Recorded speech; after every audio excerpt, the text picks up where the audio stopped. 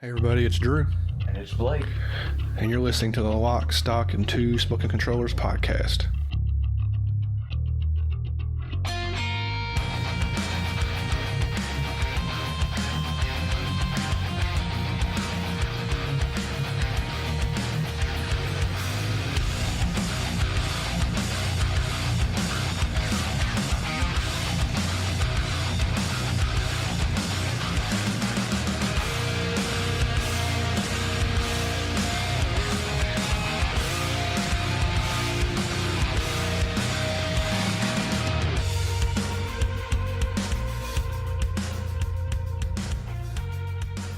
Hey everybody, welcome to episode 107.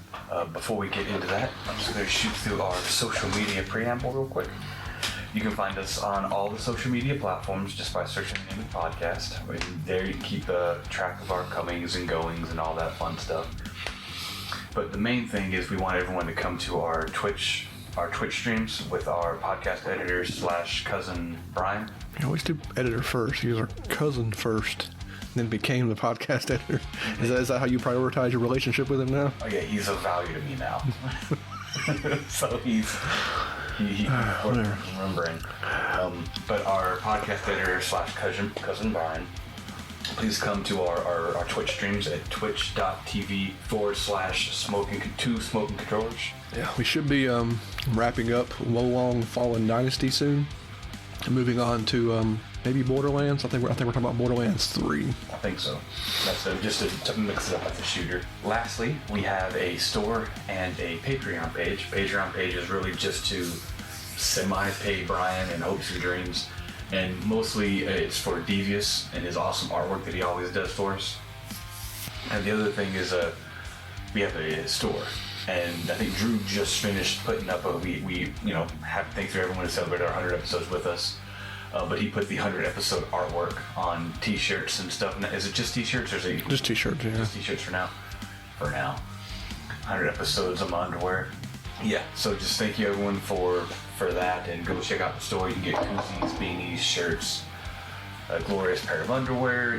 Whatever you're into, we don't shame here. And the links to everything will be in the show notes. So thanks everybody. And with that, well, a spoiler warning, because we are going to be, there's not a lot of story necessarily going on in this game, but there's a lot of cool things. Yeah, there's a twist right at the end. Yeah, there is. I forgot about that. But there is just each little area's got its little secret thing where we'll be spoiling some of that stuff. So if you haven't played the game, pause now, go play it, come back. But the game we're diving into, pun intended, is called Dredge.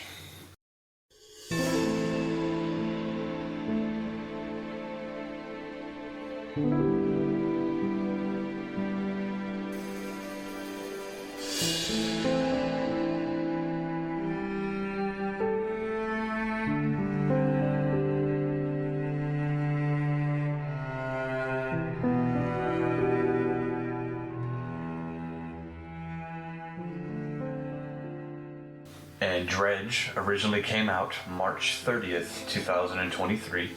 It's probably one of the newer games that we've played almost instantaneously. Yeah, it had a bit of, I just kept seeing it pop up all over the place. People were just kind of talking about it and stuff like that, and I kind of looked at a couple of screenshots, and me, I just look at one or two screenshots, and it dropped on GameFly so fast. Anything that ain't a side scroller or anything like that, anything looks remotely unique, drops on the Game Pass, and just happened to be up high for some reason. Mm-hmm. I don't know, the GameFly stuff's kind of random. Now, when I look into it, some people have been calling this a fishing RPG. I don't know why people throw the term RPG around so loosely. Mm-hmm.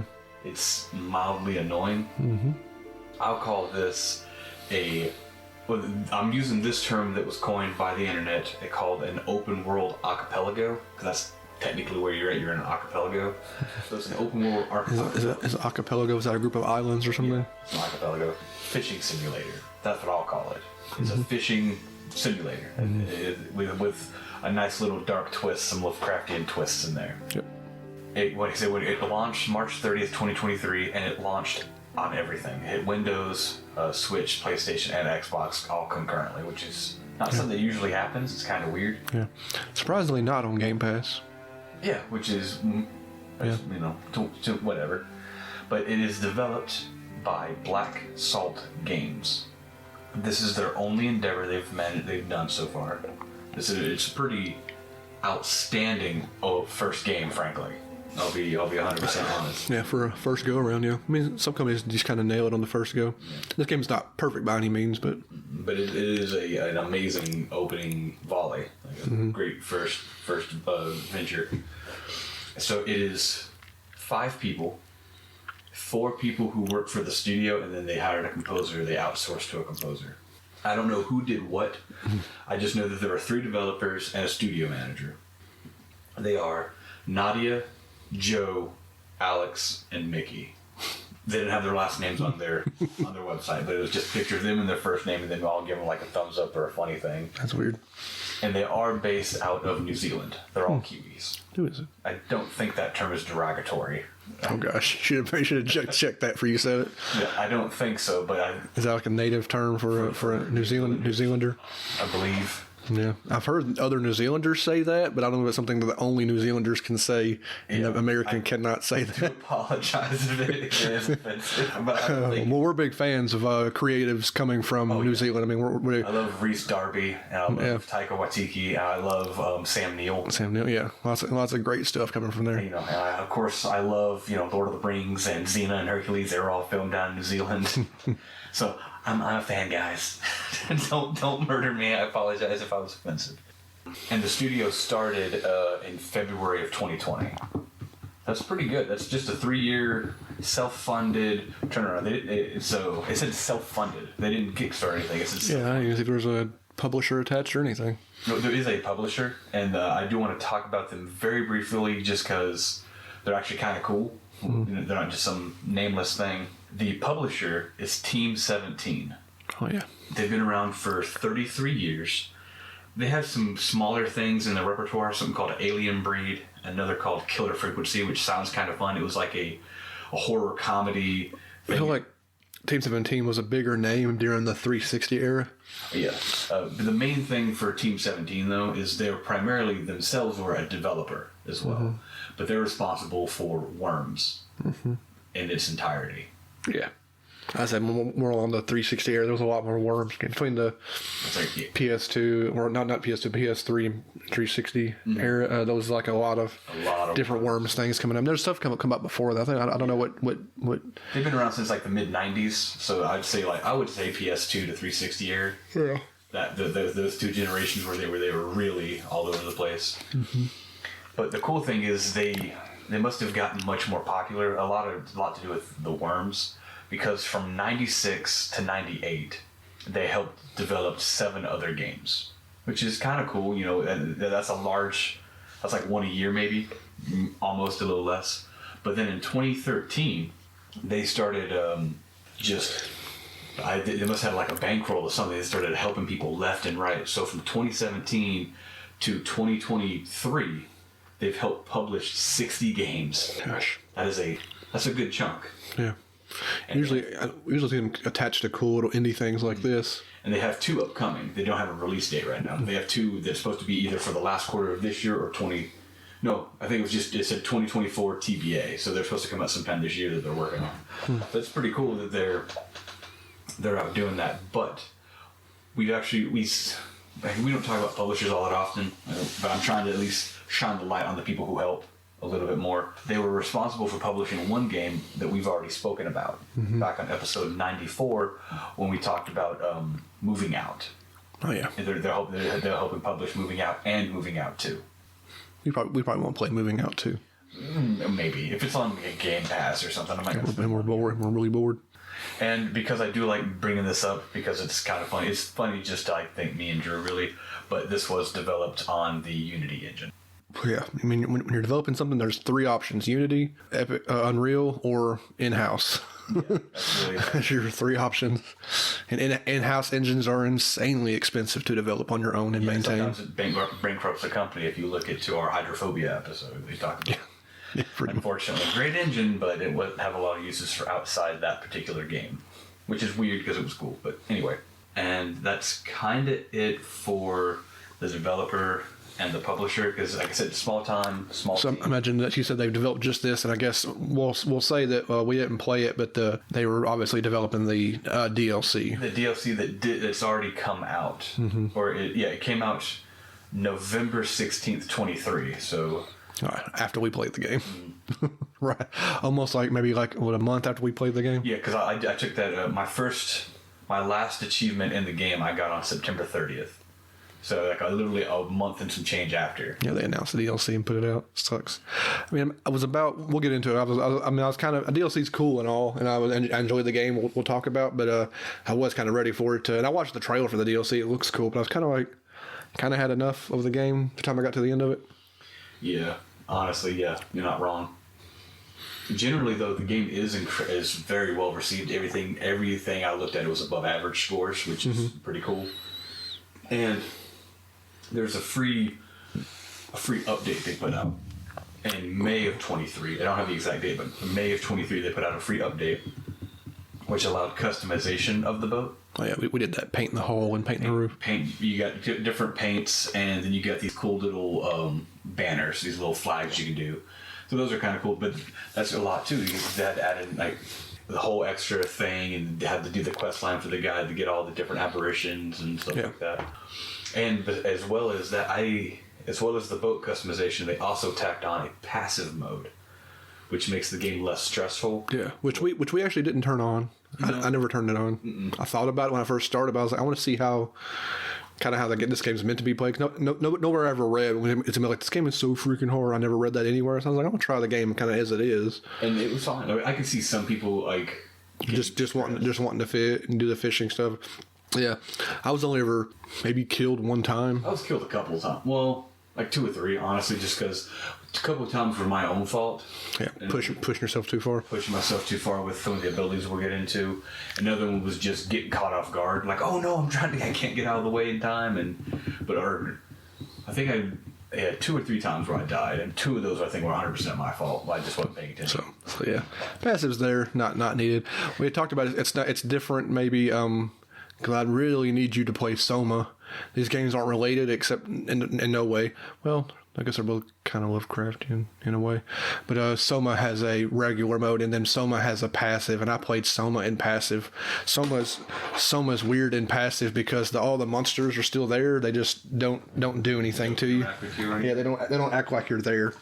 As well as the passive mode during that update, they also announced that they were working on a second DLC that was revolving around the mysterious Iron Haven Corporation, which I don't even. Is that separate from the one? I believe so, because when I looked into Pale Reach, it didn't mention anything about this Iron Haven Corporation. The game's so successful, they'd keep going at it. So I wonder if they were planning on doing that, and it evolved into. Yeah. But it said a second payable DLC based around the Iron Haven Corporation. So that's cool. What I would maybe do to like support the company for us, because we play on GameFly, so we didn't actually get it. Like maybe when we know all its DLC is out and there's like a full DLC version, I might buy that to like support them and just play the DLC separately. We might do like a little update on what we thought of the DLC, because it puts some time between it too, so we can kind of forget about the game and kind of come back with fresh to play some more. Cause I don't know how long my playtime was, but anyway, keep going. But besides that, I think that was kind of it for like their updates, and then the release of the Pale Reach. And the Pale Reach doesn't seem to be very long. Yeah. Like according to like TA and some other things like that, it's like 1 to 2 hours. No, it's not that bad. You probably got a couple of new. I know it's ice. I saw like a new upgrade to your boat where you can run through ice and stuff like that. Icebreaker, I think it's supposed to. Yeah, so you get some new boat upgrades, I'm sure, and some new islands to. Well, it's one extra set, just like how all these other ones, which we'll get into in a minute, they were like a bundle of islands. Yeah. And this is the same thing. It's a bundle of like frozen, icy islands. I am interested. I ain't gonna lie. But the cool thing is, I think they toned it back, or maybe this was just some stuff because the base game has 40 achievements. This only has 8, and then when it comes to like the fish and stuff, it's 22 total aberrations and everything. Yeah. So it's literally just 22 new fish. Well. With how the other stuff is probably like 8 new fish, and then they're aberrations. Yeah, we'll talk about aberrations here in a moment. Yeah. But so it doesn't seem like it adds too much more. So I would be willing to give it a go. Mm-hmm. Well, I'd wait because if they're going to add two or three more DLCs, then I might wait for some sort of Game of the Year edition. Game of the Year edition, buy it. Yeah. Okay, cool. I do want to, because I'm always excited when games do this because it's so cool and unique. But the game does have a dynamic day and night cycle. Are we starting with that? Yeah. I'm just letting the fans know that if that's what you're looking for, this game does have a dynamic day and night cycle. Yeah. Where daytime is 2 minutes and nighttime is forever. We'll get, pretty much. Before we get into all that, cause I got my notes and stuff. We'll talk about the look of the game. The look of there's like two different kinds. There's the way the game itself looks, and then there's the character art, which I kind of it fits, but it's separate in a way. What do you think about the way how the actual game itself looks aside from the character art? The game is almost cel-shaded. No, it's not cel-shaded. It's not going for like 100% realistic. Like everything, nothing. It's not. The game's not exaggerated. It's not. Well, some of the fish are exaggerated. Some of the aberration fish, but the game itself has kind of going. It's like a cartooned realism because it's all pretty. Aside from the crazy stuff that's happening, it's pretty grounded and looks pretty normal. I would say. I will have a trailer attached to this. We're always bad at describing how a game looks. I do have a perfect description of the actual artwork. Are you gonna steal? Not the. Are you gonna steal what I said about it? No. This is an act because I was looking into it. I was trying to, because I am trying to be better about being descriptive at least a little bit. As we stumble over this. Yeah. So I'm not gonna whip out and be like, "Ooh, these are and name some artists." I don't know, like these are like Rembrandtian, brush strokes or none of that nonsense. But I looked up some other people and. I looked up the art in general, and then I kind of like read through comments, and I was like, okay, I can agree with that, and I can agree with that. That way I don't sound as stupid. But the general consensus that I found for the artwork, and I think it mirrors what I think as well, but someone else put it in better words, it is a stylized and abstract, like painted portraits in the style of Dishonored and Disco Elysium. You did steal what I was going to say. So the character, I call it the character artist. Mine's a little less than yours, but the character art is kind of jagged and dark, and it heavily reminded me of the character art of Dishonored. And the thing I looked at specifically mentioned Dishonored and Disco Elysium. I can see the Disco Elysium in there as well. They use the term stylized and abstract painted portraits. Mm-hmm. And that looks cool. That's exactly what I mean. And it fits the vibe of the game, of course, and it fits the normal. It's got these like dark, overbearing tones because in general it is, you learn very from the get-go, it's entirely a Lovecraftian thing. Yeah, it's pretty obvious. Which this podcast does love Lovecraft. To a point. Yeah, sometimes we don't. We've talked about a few other. We talked about Sinking City on here. Yeah, and a couple other things. We talked about Canarium. We talked about Canarium. Yeah. Of all that, we haven't played Call of Cthulhu. Of all the things, I think it's in our Xbox somewhere. There's always There's always new Lovecraftian stuff coming out. So this starts with like any boat game should. It's a short-lived, but you do like the whole opening is a shipwreck, and then you wake up on an island and. The mayor of the little first little hub, there's lots of little towns. The first little hub town is Greater Marrow, and you just want to sort of give you a boat.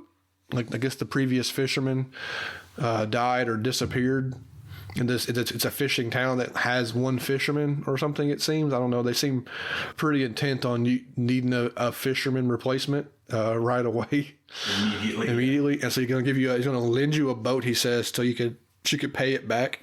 I did think that the paying the back of the boat was going to be like a longer endeavor, but you like go fish like 2 or 3 times and you pay off the boat. I was like, well, that's the end of that. Yeah. Now you just work for them and you're like, all right, let's go do some things. And they send you on a semi-quest to a bigger person, and then that is where it's like paying off the boat's prologue. Kind of like a tutorial. Yeah, prologue's like a tutorial. It's a quest. I will. I don't know why they didn't just call them quests, but I will say quests are called pursuits. Yeah, in this game, which is I don't mind. I mean, different word than quest is okay. Mm-hmm. I mean, this is a fishing RPG, so maybe they should have used quest. Sure. Or quest. I don't know. That was dumb. Nope, not even worth saying. You have main and optional pursuits. That kind of stuff kind of just runs together you kind of, a lot of times I didn't really know, or it didn't really matter that I was like heading towards a main pursuit or an optional, because the way I played this game was kind of doing everything. Yeah, I made sure I did everything before I left the area. Working around the area, and then you kind of just move on to the next area. We'll talk about your boat, as you are given your boat right away. Your boat has a couple of things, all the menus. This is all done through. So being off your boat is all menus and talking to folks. No voice acting.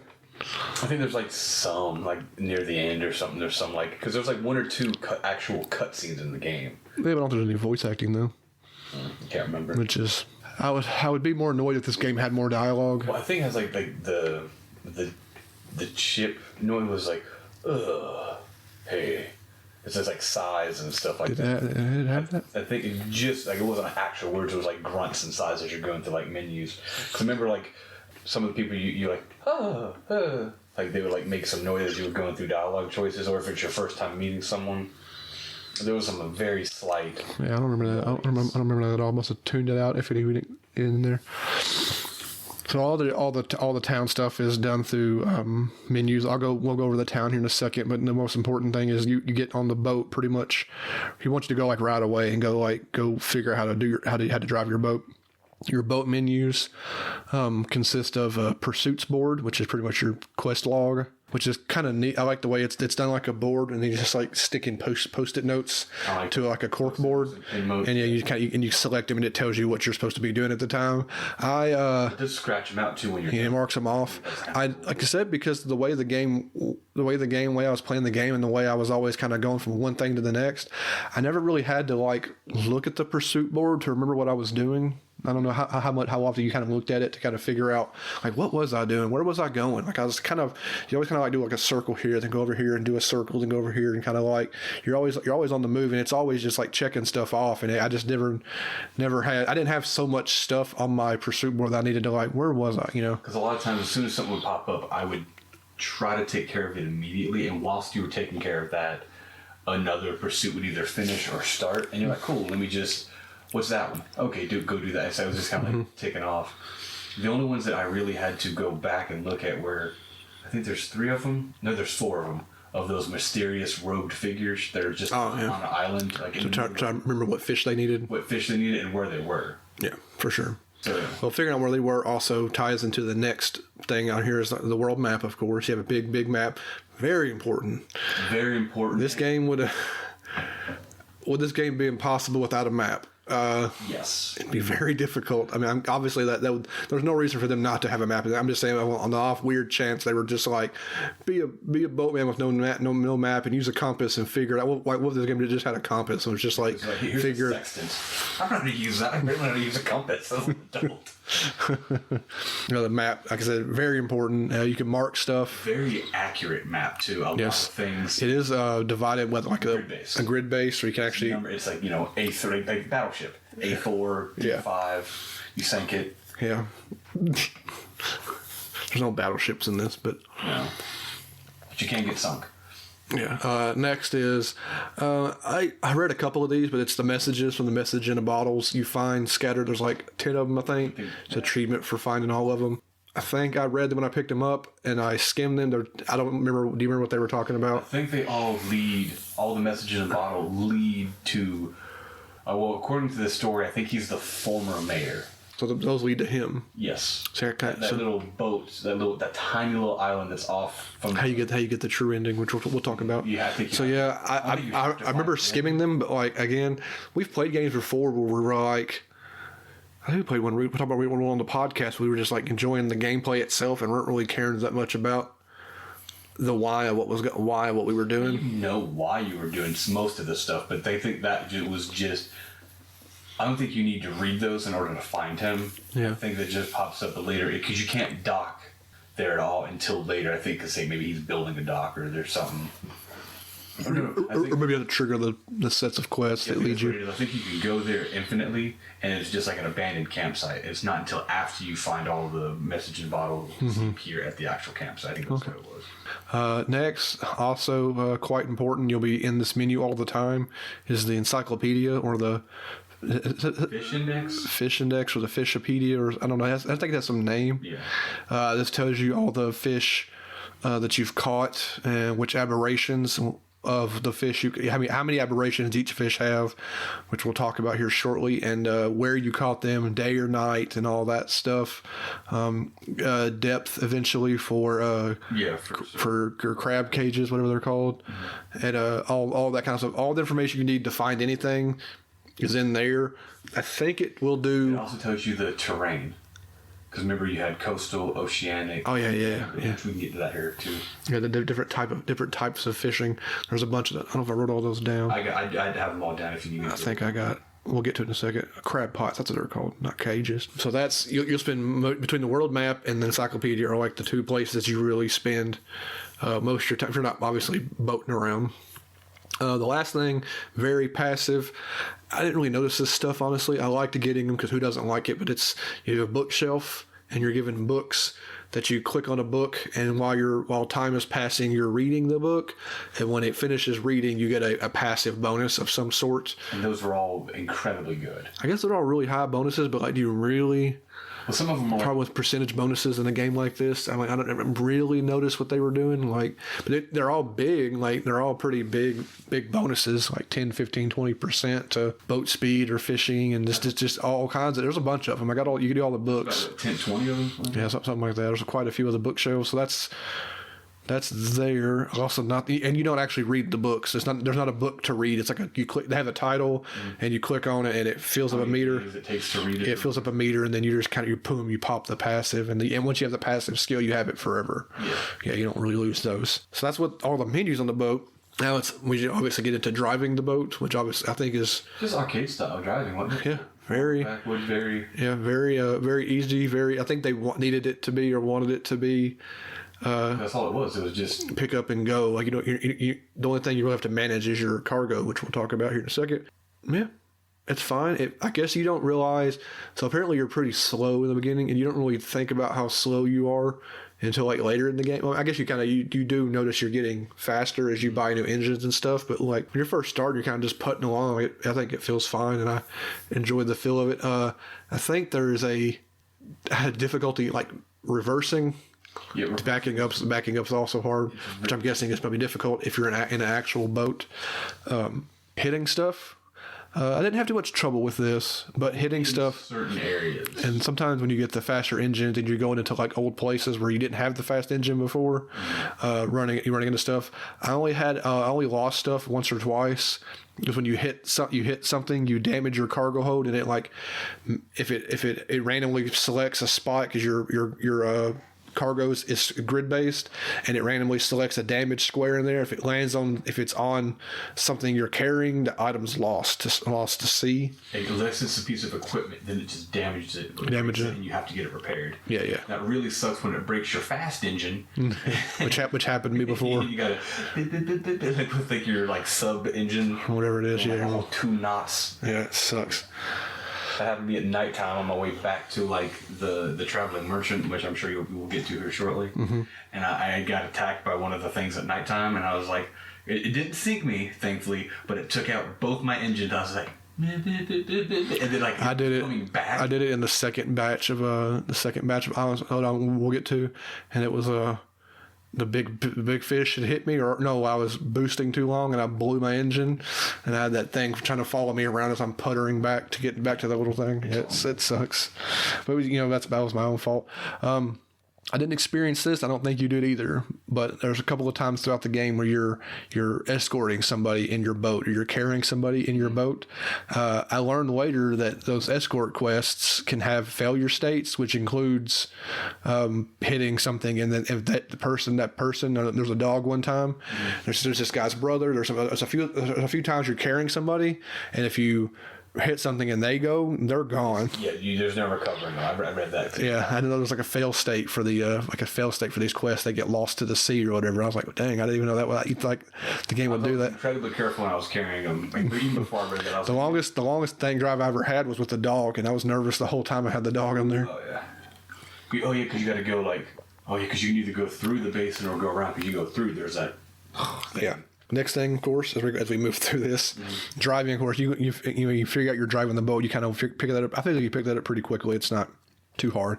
And it's like one of the main things you do. The first things you're going to figure out is the mayor sends you have to go fishing. You're given like some default. I didn't write down all the different types of. I didn't write down all the different fishing rods. There's a lot. There's different types. I wrote down if you want to get into it now. We'll just start with the first two is coastal. I don't want to do too much, and we're going to say so much information about this game anyway. It's going to be confusing, especially if you haven't played the game. But when you first start out, you have a coastal and shallows, or the two like rods you have like by default. I think you have them both by default, or one or the other, and then you get a one that has both. Yeah. You get so then you start fishing. The fishing everything's a mini game. Yeah. I was worried about this when it first started. I thought this was going to be really irritating.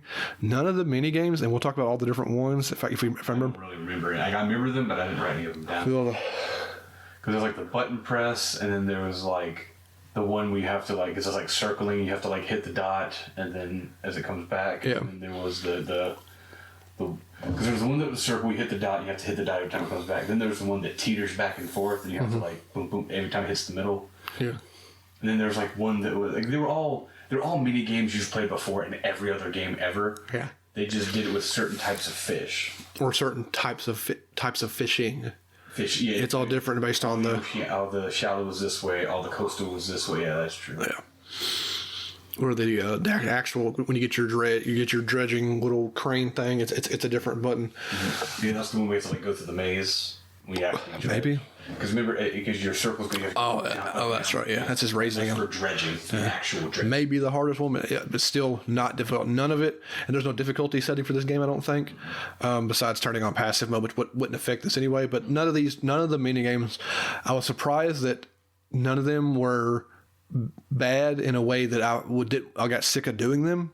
Because I wonder how much time it took them to come up with these. You said stuff you've done before, but I wonder how they ended up picking the certain ones. Because we're different, I guess. I don't know about you, might be different too, but I never got like, I'm tired of doing this one, because you're changing it up all the time, doing different ones. And I said, and they're only like 1 or 2, 3 seconds long, and you do it so much, it just kind of becomes the nature of the game and the kind of flow of the game that each, I just never got burned out on them. And as you do your upgrades and the book readings, some of them are 10% more whenever you hit the green. So you instead of having to hit the button 3 times, you gotta hit it twice and stuff like that. When it came to your upgrades, you got bigger. I thought the upgrades were mostly just how long it takes to do something. Well, yeah, which include fishing. Well, yeah, but I thought that meant how much time has passed. Time passes when you're doing the fishing and stuff like that. Because that's when we were talking about while you're fishing. You'll notice that this is where you start noticing the clock, the day and night cycle. Everything you do takes time. Moving takes time. Oh, yeah. Moving takes time. Moving takes the most time. Everything takes time. Unless you're standing completely still. Yeah, that's right. Yeah, time's only moving if you're moving. Yeah. I mean, if you're doing anything. Yeah. Time even moves if you're turning your boat. Yeah. Like, if you're sitting still and you're turning your boat, it's like they're who knows how they worked it out, but everything you do takes time. Fishing, everything takes time, and they fly through daytime like it ain't nobody's business. And what it's supposed to do is when you upgrade the rods, you upgrade your boat and stuff like that, you're supposed to like be faster and it take less time to do things. But I feel like, I guess, but like I still feel like it's always dark. You're always going back to get out of the dark, going back to any kind of dock. So, well, yeah, for the most part, but then like. You get a much better. One of the upgrades to your boat is your headlights, and those do help stupendously. A little bit. I feel like everything's a minimal amount, even from like maybe if I turn the game on in the beginning again, and I turn the game on at where I was at the end, maybe I would notice a larger difference in the time I was able to spend doing things. Granted, I guess by the end of the game, I was able to like boat from one set of islands to another, and it still be daytime. Oh, yeah, as opposed to taking like a day and a half, and being afraid because you're like. I've never been out here at nighttime, and there's scary things in the dark. So it runs on a 24-hour clock. The sun sets at 1800. As soon as the sun sets, your panic meter comes on, and is a panic meter, and then there's also a sleep deprivation. That's the same thing. Yeah. That's exactly this. It's the same. Yeah, the eyeball thing.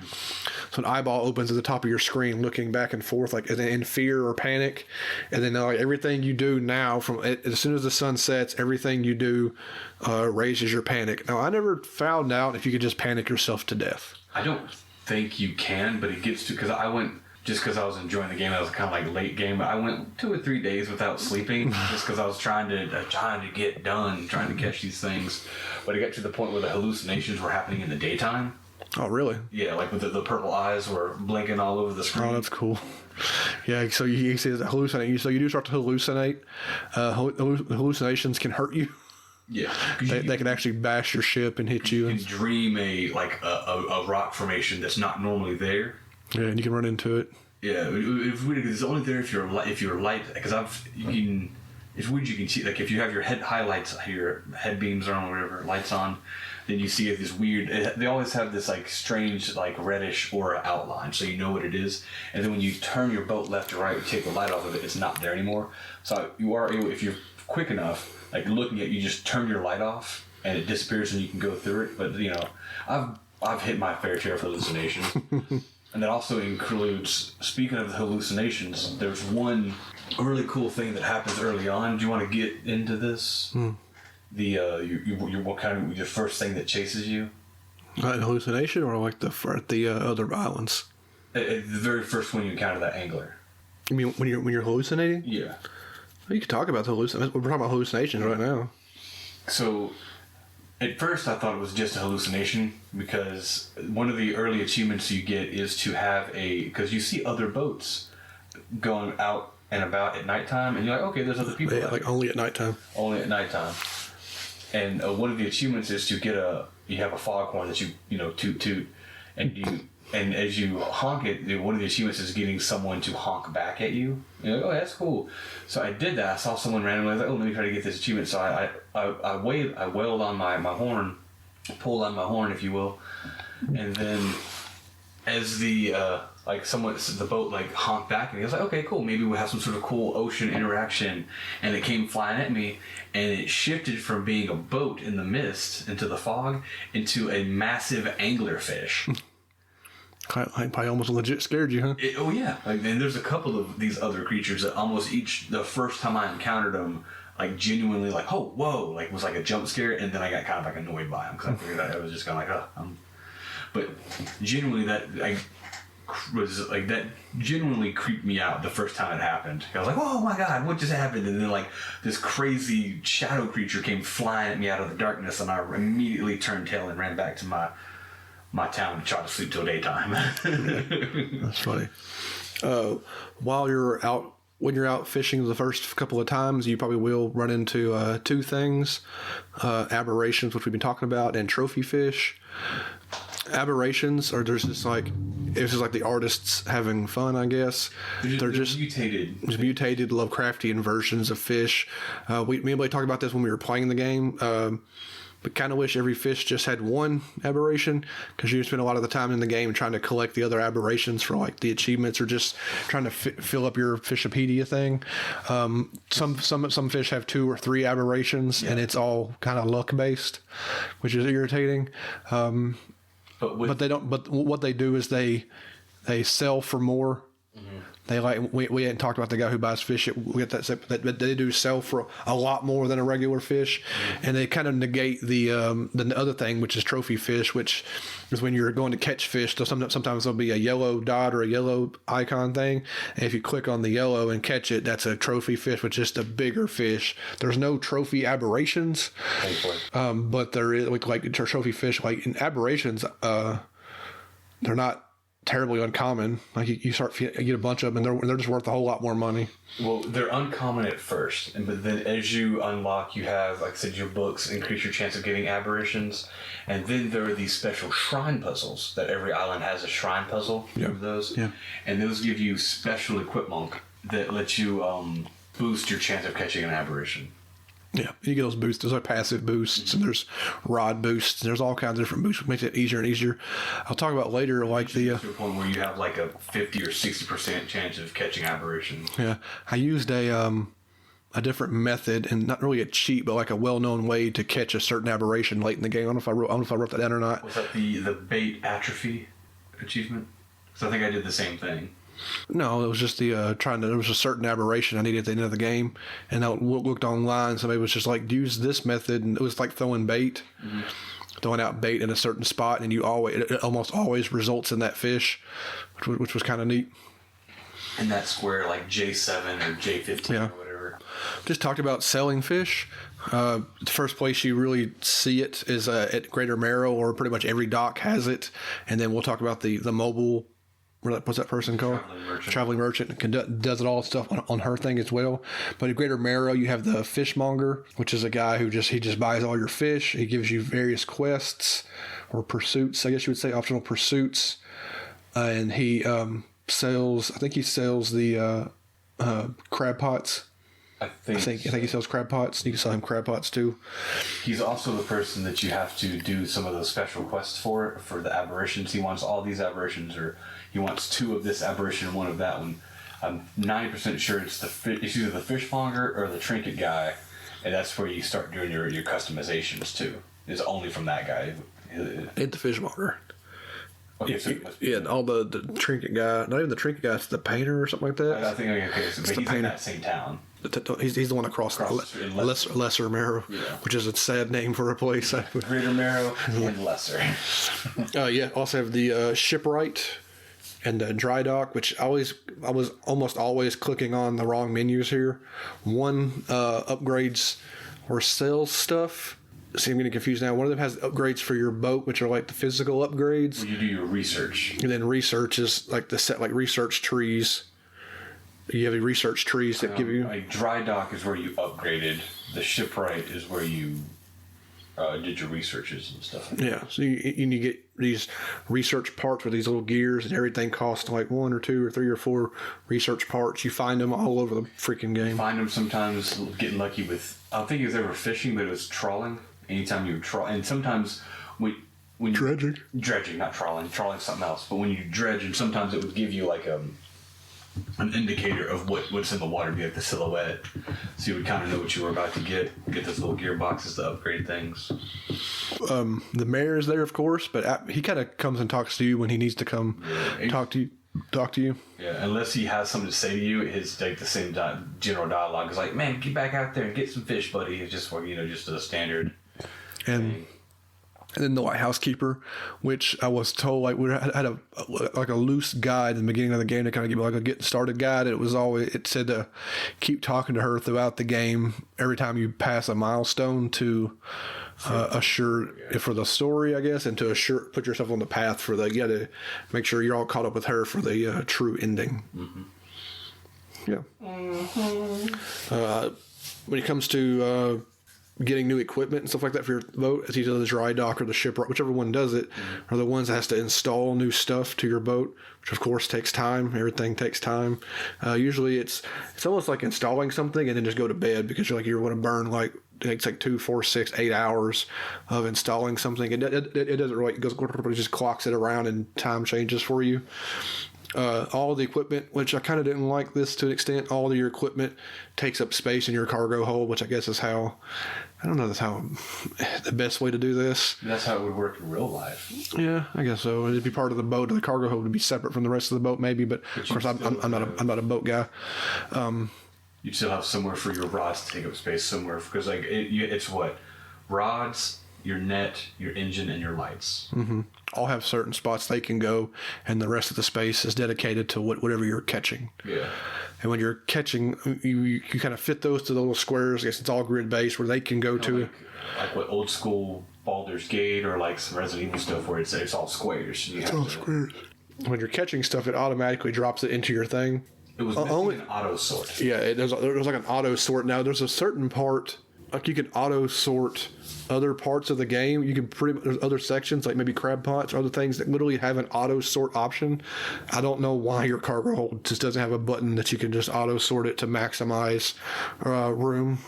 Yeah, I don't know why. Really irritating. I don't know. You think that'd be like that'd come right away, or even I'd buy a research upgrade for auto sort. I don't care how to get it, but like just auto sorting would have been so much. It's a minor issue. It would save a little bit of time overall. But I mean, I can see that being a kind of like some people wouldn't want to do that. Yeah, it was a button that you didn't have to press if you didn't want to. Yeah, but like having experience with them like old school RPGs. Where you have to manage your square-based inventory, like I'm used to it. I think it's in like Baldur's Gate Dark Alliance is my main thing I can think of. I think it was in Dark Alliance. It was in we haven't talked about it yet for the podcast, but it was in Diablo 2. I think it's in Witcher or something too, isn't it? No, it's not Witcher. Is it 2 maybe? Oh, whatever. But still. So that's all that stuff. We were talking about lights. Crab pots you'll get pretty early on in the game. Those are pretty easy. You kind of just you buy them and you equip them, and then you go to a spot. Actually, you can drop them anywhere. You're kind of looking at your boat. You have a depth meter on your boat, and it doesn't matter until later in the game, but you can drop the crab pots at certain depths, and the little flag pops up to tell you where they are, and it marks on your map. You know to go pick it up when it's got bubbles around it, and you go and pick it up and you recover.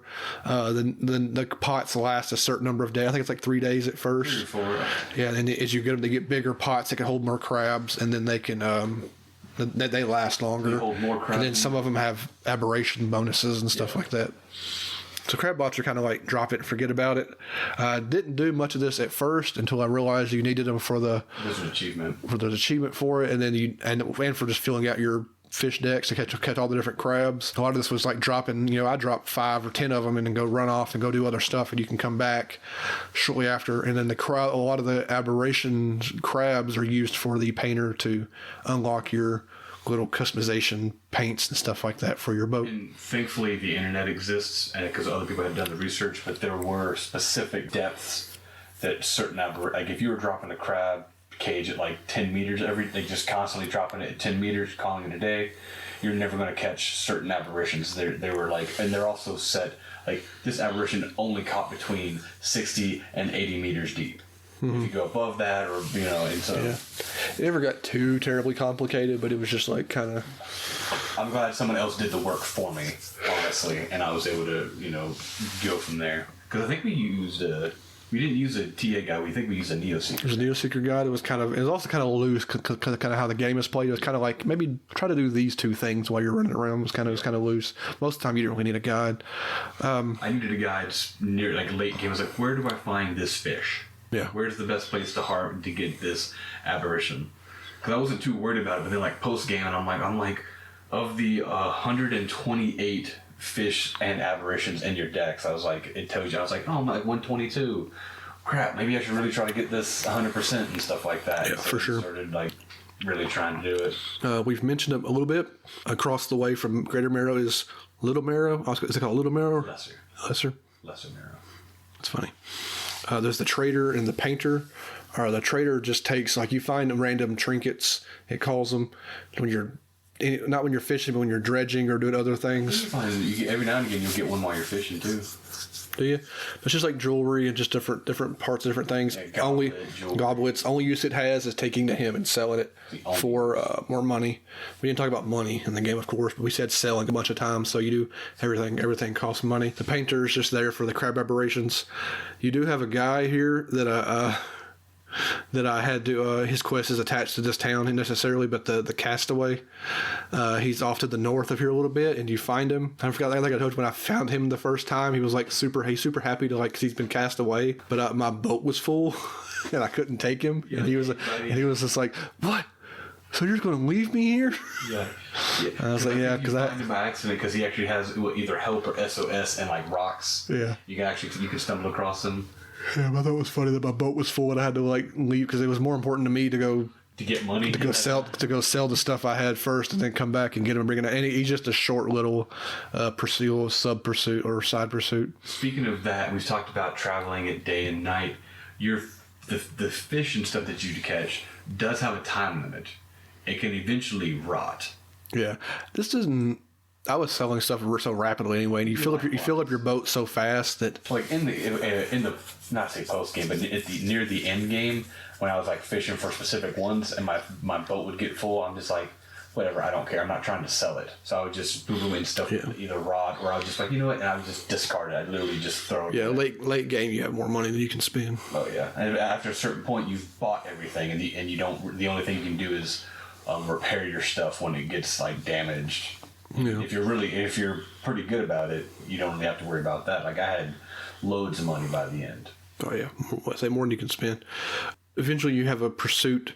I'm guessing it's for the fishmonger called the Grotesque Fish. I wrote down here, and he ends up pulling a handkerchief out of that fish, and that's who you end up you take that handkerchief to the collector, who's like kind of like the main guy for the rest of the game. The main guy who gives you like the main story quests. Mm-hmm. He lives on Blackstone Isle, which is like right beside Greater Marrow. You can get right east. Well, no west. It's like directly west. Yeah, on his little island, you only have like 2 things to click on.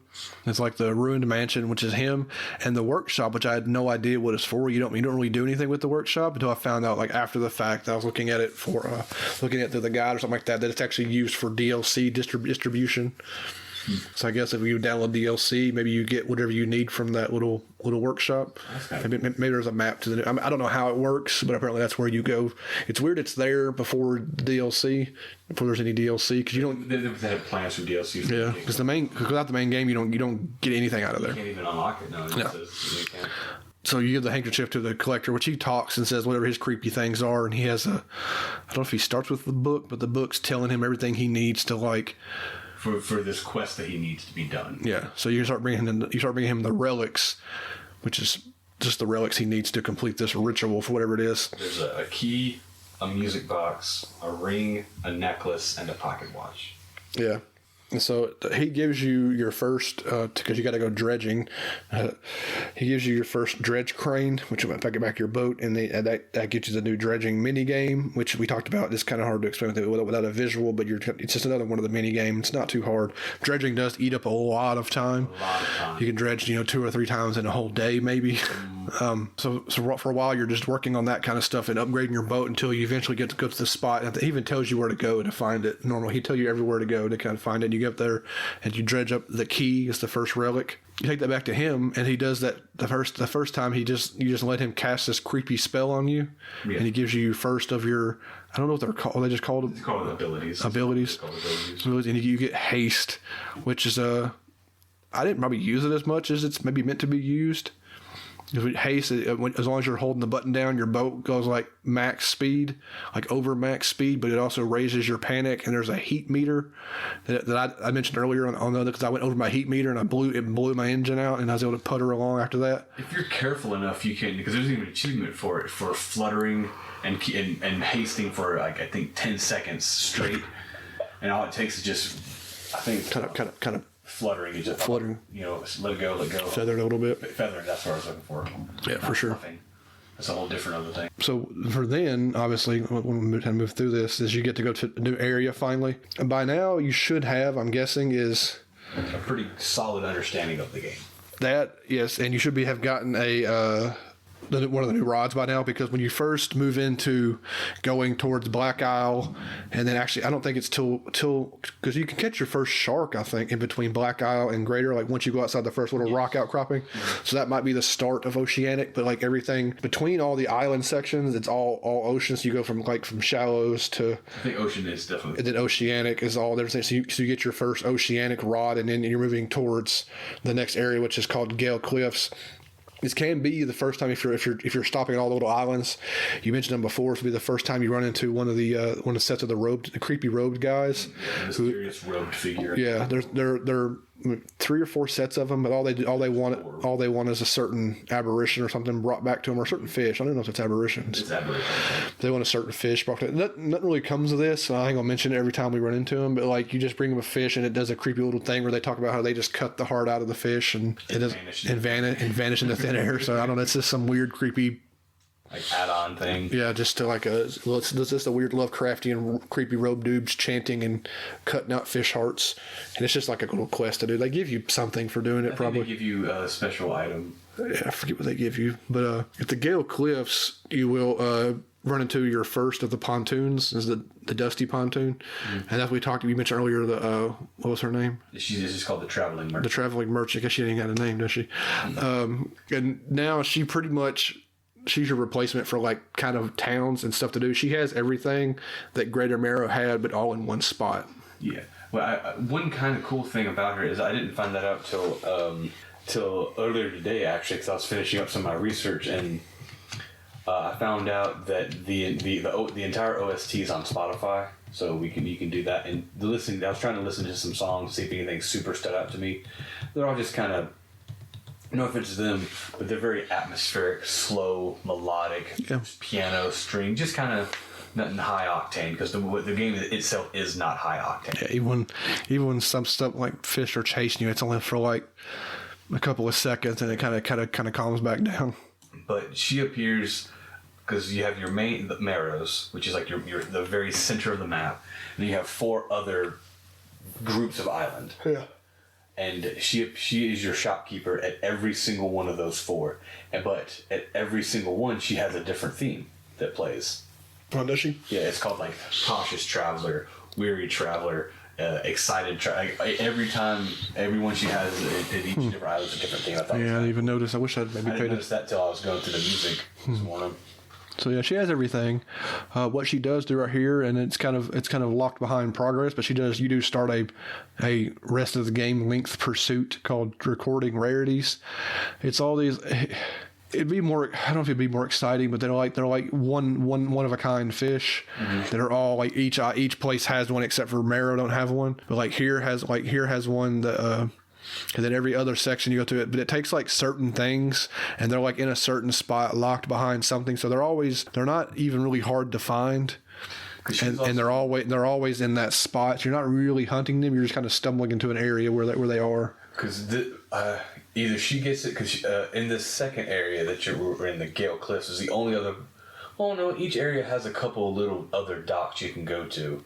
And this place has a town called Ingfell, but the problem is they don't really expand upon the other town really that much. There's like one quest with Ingfell, which is just about this guy and his brother. And you kind of solve that to get everything kind of pushes you towards the next, finding out somebody knows where the next relic is. You talk to a couple of people. They know where the relic is. And then once you take it back to Dude, he tells you where the next one is. Yeah. But solving the brothers is what gets you the explosives. Yes.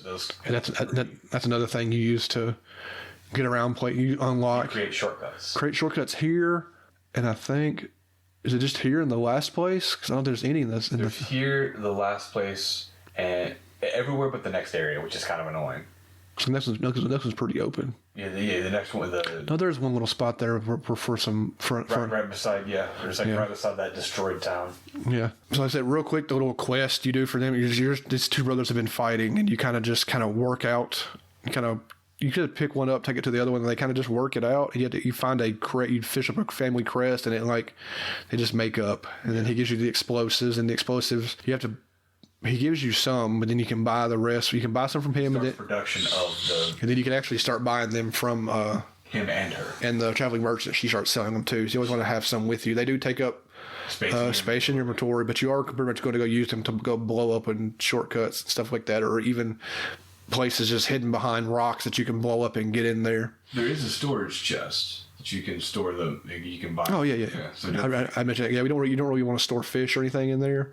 But you can store trinkets and you can store stuff like that. And luckily when you go to sell trinkets, you can access the storage box. Sell all. Yeah. You can sell all trinkets. So there's the explosives. The next relic is hidden behind an explosives thing, and you get the music box. But here. Do you want to talk about the creature here? Yeah, it kind of. I don't know if you're how much of a good look you really. It's just your first really big. If you haven't seen any crazy hallucinations, this is probably the biggest thing you've seen. It's a giant. I don't know what kind of fish it really would be. It's an eel. Is it an eel? It's a massive eel. Oh, okay, I didn't know. I didn't know. Sea snake. I think it's an eel though. It was an eel. Okay. I think it's an eel because it comes out of those things, the holes in the wall, and goes through and comes. So I think it's a massive eel. The first time I saw that thing was terrifying because I was just coming around the corner. I had no clue it was there. I was just like, because in these little narrows, and this thing just. I was like, what do I do? You try to turn and run as fast as you can. But you know, such tight spaces you can't. Yeah, the cliffs. Yeah, the cliffs are pretty tight. Mm-hmm. It's not my least favorite area because even by the end of the game, there's a stupid stingray here.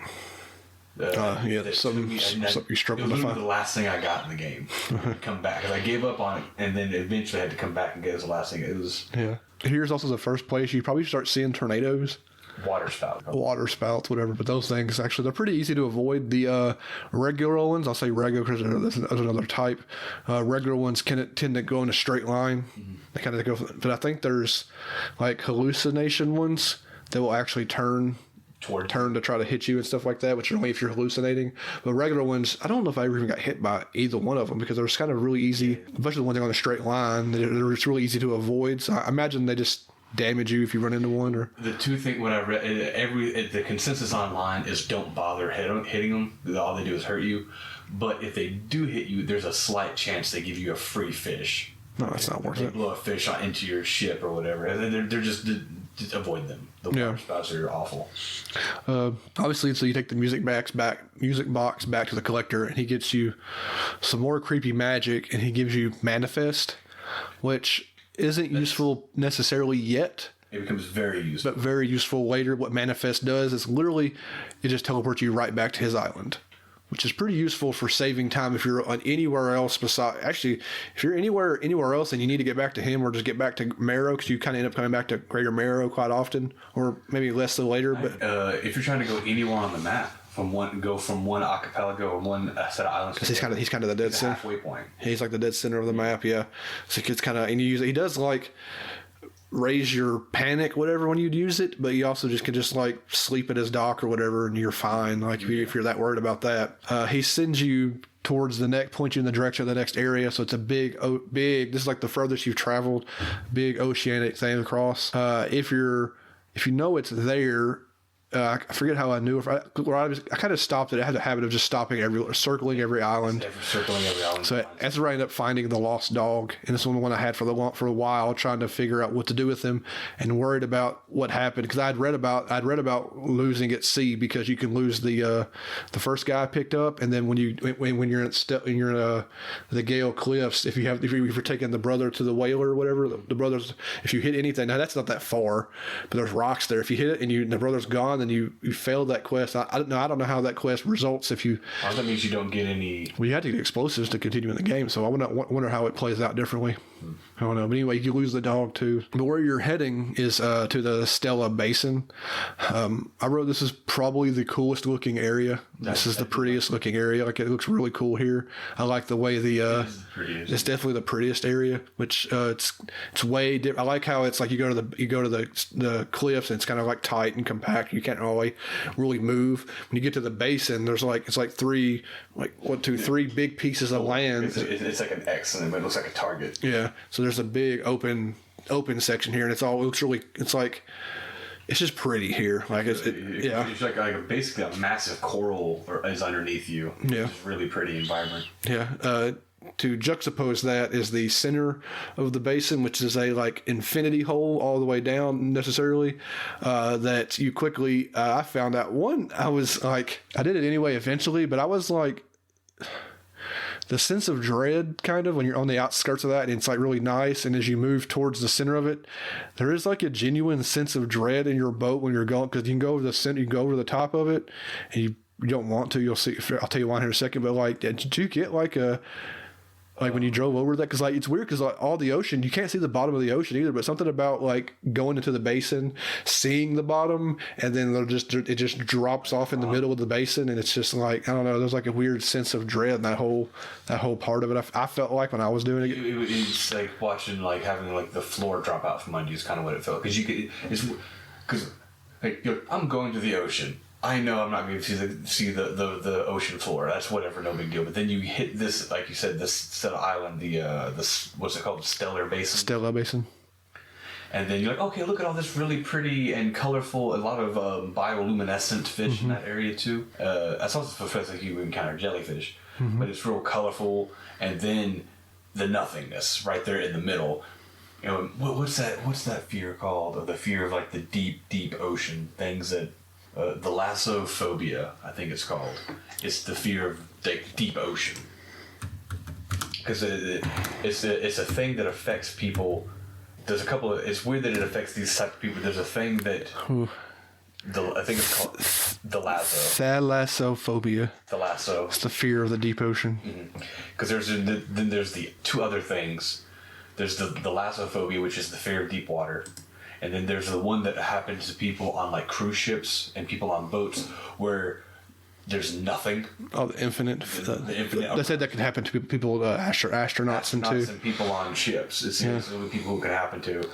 It's just there's nothing in every direction. I think it's worse for astronauts where it's in the void. Yeah. There's just some people mentally can't handle it, and the thalassophobia is, at least it has like a slight understanding. You're like, okay, darkness, not being able to see what's in there. There's no bottom of the ocean. The calling of the void or something, I guess you'd call it. Yeah. So I didn't do it right. I didn't do it right away because of being scared. But you really can't stay above the hole. No.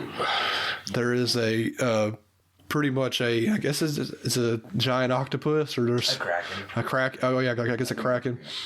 The tentacles do come out and slap your boat, which is actually kind of scary the first time it happens, and it pretty much teaches you to never go close to the center and to stay around the outside. You're safe around the outside, so you kind of have this thing. Did you go over it too and get thwapped? I've got thwapped. Sometimes, like one time on purpose, just to see what would happen, and then other times what happened just because I was like, there's a fishing spot right there. Is that too close to them? Because unfortunately, there are like one or two fish. Well, they're there. That are yeah, but you're given a way to deal with it. Yeah, which is kind of what you're working for. You find there's a little side island, and it's an old fortress, and that's where the researcher is. And she's actually who takes the dog. Finally. Yeah, once you figure that out, you give her the dog, which is fine. She gives you the main pursuit for this area. Everybody always has one for you before you can find out. Because obviously, guess where your artifact is here. Music box. Right. That's the ring. The jewel encrusted band. Oh yes, the ring. Yeah. Well, the ring was another one. This is just a jewel. Anyway, guess where it's at? It's in the middle of the basin, of course, which is obvious. You're going to go there eventually anyway. So she gives you like this list of things to do to help her research, which is just go around. This is how you kind of learn the area. You go catch all the different kind of fish she wants, and you end up she sends you to the abandoned research base so you can get the pieces for a new rod, which is the abyssal rod, which is another even deeper than oceanic is abyssal, which I thought you kind of got that too early. I kind of wish the next area, the mangrove we'll talk about, I wish kind of the mangrove was next, and then you do the basin. I feel like they should be a different order, because you get the mangrove is not it's probably my least favorite area of the mangrove compared to the basin. Well, the last area is just annoying, but I kind of wish those were swapped a little bit. It would have got more. I get opening up and then the freaking mangrove kind of closes things back down again. But also getting something like deep ocean and abyssal just seems like more in-game, kind of more like you kind of work your way to, because mangroves aren't as deep as abyssal and stuff like that. Does it make sense? Mangroves basically like a swamp. Pretty much, which we'll get into that one here in a second. So you get the abyssal rod, and that's what you need to go to the middle. But she also gives you a little bit of stuff you got to do to figure out at the abandoned research base. Is to you bring her back these pieces of the stuff that she puts back together. I forget the sequence of events, but she gives you the repulsion machine, which she's guessing will work. Thankfully, it's a video game, so it does just work just fine. But you take that to back to the research base and you attach it there, and you can turn it on, and that pretty much all that does is gives you like a certain amount of time, 90 seconds, 2 minutes or something like that. It's enough time to go like get the relic and then there's always other fish that are only in the middle to go do everything you need to do, and the kraken won't bother you. But it wakes up, or I think it lulls it to sleep. You get like a warning or something like that. It comes off. It kind of like negates that. I will say, like, I did that enough. I did the thing one time, got the thing and fished the fish and got everything in one little go. I think I had to do two, but yeah. Yeah, I do kind of figure that out. I mentioned the pontoon here because I forgot that it adds trawl nets. This is the Starlight pontoon, the same traveling merchants here. She gives you trawl nets for the first time. This is the first place. They work everywhere, but this seems to be like the first initial place to use them because of I think they're more for shallow water. You'll use them here, and you'll use them a lot in the mangrove. They work everywhere, but I think they work better when you're in shallower water. But those are like, you attach those to the back of your boat. They take up a slot, of course, and you kind of just raise and lower them. You really just have it lowered the whole time. You just have it lowered because there's no negative to having it lowered. Because this was also late game because in the ocean, somewhere in the middle of the ocean between the islands was the had to catch some stupid shrimp. Yeah, that took forever too. Yeah, the troll nets, but you just you have to catch a certain number of troll fish. Like you have to do a certain number of crabs for an achievement as well. Yeah, all stuff. If you're working on it, kind of comes naturally. Yeah. Troll nets are kind of there's no mini game. The troll nets are kind of passive. They do break or fill up. They wear out and they fill up. But I forget what it was. I had a hard time trying to figure out how to get the stuff out of the troll net. I don't think the game has a very very very good explanation on how to get the stuff back out of it. You remember what was it about it? I remember talking about it. Like, I don't know how to get the crap out of this net. Can you only sell it? Like, I don't remember. I remember it being like not easy. You couldn't do it out and about. I think you had to go to a dock to do it. Just to get the stuff out of your net. Mm-hmm. It was something weird, like weirdly complicated for no reason. But I think you couldn't do it while the net. I think you had to pull the net up and then do it. But you can't do it if it's like sitting out in the middle of the ocean. So you had to like pick it up, and then once you had the troll net lifted, raised or whatever, then you could pull stuff out of there. Yeah, that's where I started. You will probably see one. You said every set of islands has one. Is the Black Rock fish puzzles, mm-hmm. which is just like it's almost like playing Tetris with fish, except you're just like. But it's fish. You also fish unique to that island. Yes. Yeah. And you kind of put them together, and it does a thing, and those usually give you. I forget what they give you. They give you a like a cursed item. Oh yeah. That's where you get like the it's that fleshy rod, that gross fleshy rod, and like tooth encrusted crab cage and stuff like a crab pot, but all of them give you an enhanced chance to get aberrations. And there's like like what was it, like the fish entrail fishing line or something like that, or entrail fishing line. They're all like grotesquely adjectives. This is about when we would done maybe one of these. And then there's the black rocks that are on the out on the it's like the southern side of the Stella Basin. Did that get you the first time? You know what I'm talking about? Yes, I'm exactly. I think it probably gets everybody the first time, so I'm going to spoil it for folks. But you've done one or two of these puzzles by now, or at least you're aware of them. Right here, you roll up to this what looks like the black rock fish puzzle, and it stands up. It's like a freaking big crab monster that has the stones on the back of it. It'll come up and roar and try to smash your butt. Like it genuinely like kind of scared me a little bit because I thought I was just rolling up kind of casually rolling up to do a puzzle. Yeah, and there's a couple of those. Yeah, but there is these other black pillars that whenever you talk to them, you're like nothing happens. And I accidentally discovered late game. Because I was going days at a time trying to do wrap up the last of my fishing, like having a full panic bar, and then like you could with a full panic bar you can actually communicate with those obsidian pillars, and they give you visions. I never did it. Was it do anything? It's just kind of like some story about the area, just like these splash art and stuff. No dialogue, just like a rapid cutscene of photos of like some just weird, dark, creepy things. But it was cool. It's kind of cool that it was like hidden in there. I discovered by accident. I have pretty close to finishing the main pursuit here. Mm-hmm. The researcher will give you access to another rod type, the Hadal or Haddle. Hadal. I didn't Google this, but I wrote in my notes here. I'm not sure the difference between this and Abyssal. Deeper. Is it deeper than Abyssal? Is Hadal deeper or is Abyssal? Hadal is deeper than Abyssal because Hades. Oh, is that the reference, Hadal? Yeah. Even though Hades is a person and not a place, that annoys me to no end. Is that Hadal and Abyssal are the actual? I wonder if they're actual fishing terms. I doubt it, because at the end of the day, that's just called deep sea fishing. I would assume. But that's what it is. But yeah, when I got it, I was just like, and you also get them back to back too. Yeah, that's why I like getting this play. I don't know why Hadal stuff didn't come, because what you get at the last place is there's two more types of rods and stuff like that coming. It just seems depth seems to be what you think would be the theme of a fishing thing, and to get these on like the third set of island when there's a fourth and fifth, it just. I also don't think you need both. You already have Oceanic, Abyssal, and Hadal. You don't need both Hadal and Abyssal are almost the same thing. Just one's deeper than the other, and I was just like, you could have just left. Abyssal would have been fine. Yeah. Yeah. The abyss, the depths, but and not to mention, like, if you're talking like other like fishing terms or underwater things, you have the movie The Abyss, which is like at the bottom of the ocean. Like Abyssal just fits more than Hadal. Hadal is for like the underworld, like you're fishing in the underworld and stuff like that because of Hades. But then, like I said, it annoys me. Hades is an individual. Yeah. He's not a.